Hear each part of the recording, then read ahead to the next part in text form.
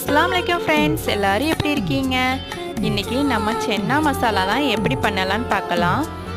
இதை நீங்கள் சப்பாத்திக்கு, பூரிக்கு, தோசைக்கு இதுக்கெல்லாம் வச்சு சைடிஷாக சாப்பிடல செம டேஸ்ட்டாக இருக்கும். உங்கள் வீட்டில் உள்ளவங்க 2 சாப்பிட்ற இடத்துல 4 சாப்பிடுவாங்க.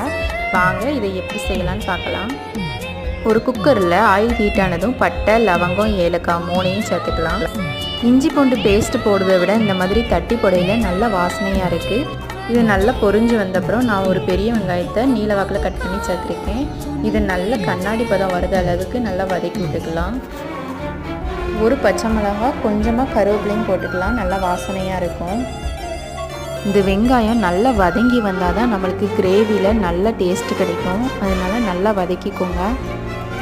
ஒரு தக்காளியை நல்லா மிக்சியில் போட்டு அடித்து இதில் சேர்த்துக்கலாம். இப்போ நல்லா வதக்கி தக்காளியோட கலர் மாறுத அளவுக்கு நல்லா வதக்கிக்கலாம். ஒரு ஸ்பூன் சிக்கன்